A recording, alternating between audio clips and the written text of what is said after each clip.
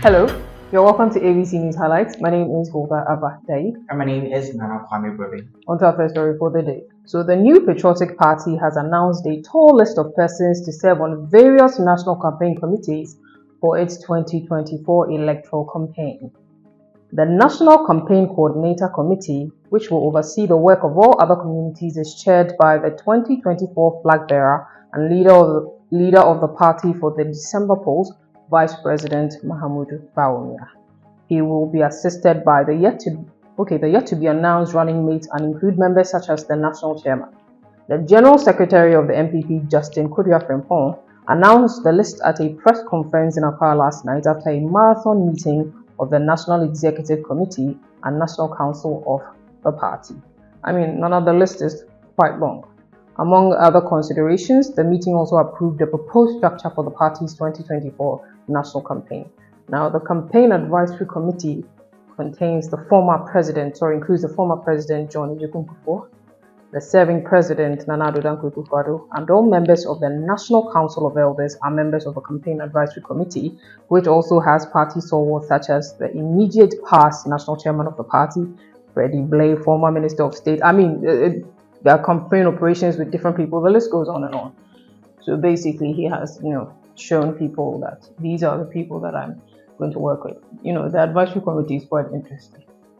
Is it? I think a lot of people were insinuating that Kufuor's support for him during his lecture seemed a bit forced because people thought that Kufuor stood behind Alan. And so choosing to support the rival wasn't the best individual decision he would have made, and they felt that the party forced his hand to do this.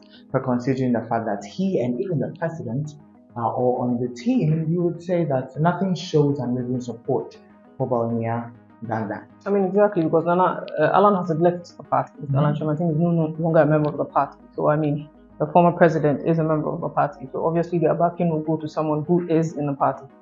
And that is the current flag bearer. True, but then Kufuor could have sat this one down or out.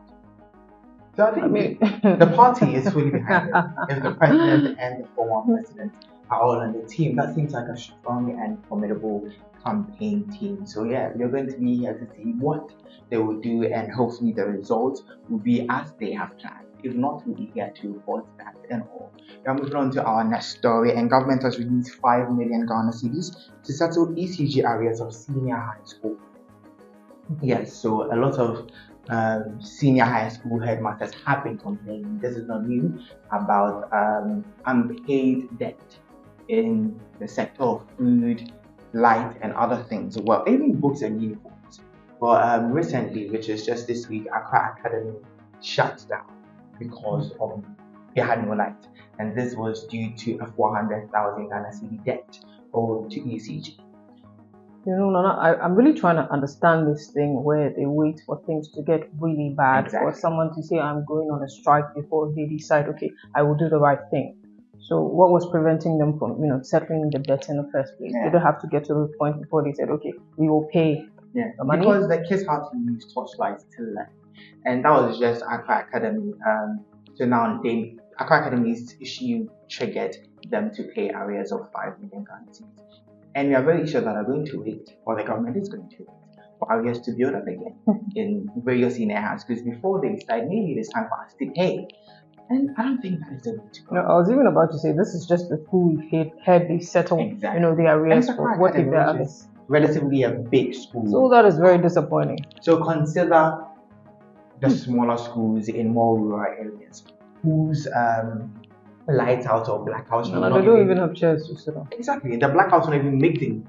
So then what happens? And also these senior high schools, do you think the 5 million will go to every senior high school, or just to cherry pick which schools this 5 million will go to?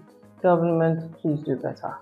On to our next story for the day. So, in the last couple of days, we've heard that there may be changes in Parliament where the deputy, first speaker, the deputy speaker of Parliament, who is Afenyo Makin, may be replacing the speaker of Parliament, the majority leader, Osei Bonsu. And well, majority says that is not the truth.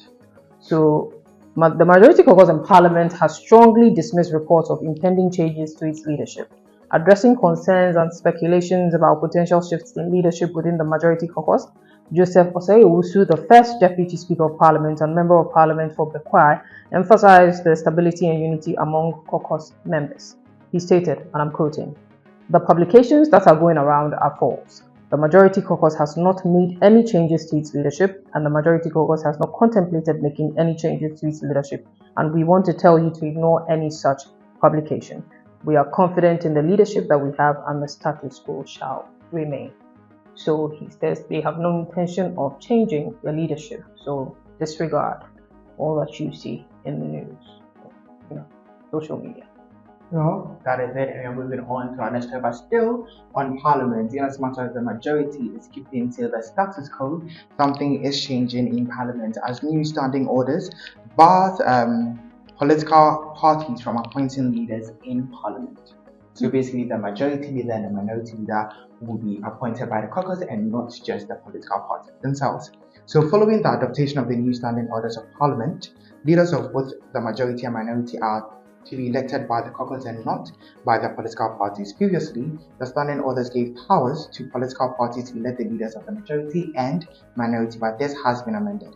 However, this amendment contrasts with the NPP's Constitution Article 14(2), which assigns the selection process to the National Council, leading to a potential constitutional inconsistency. I think it will be interesting because, they fight in Parliament, sometimes they're in senior high school. I wonder how this will go. I don't like him. He's not getting my vote. Are they going to look at it constructively and say, okay, I may not like him, but when it comes to performing his duties, he does well, so he deserves the position? I'm particularly excited about this. I think parliamentary business, as we know it, has become a bit too partisan.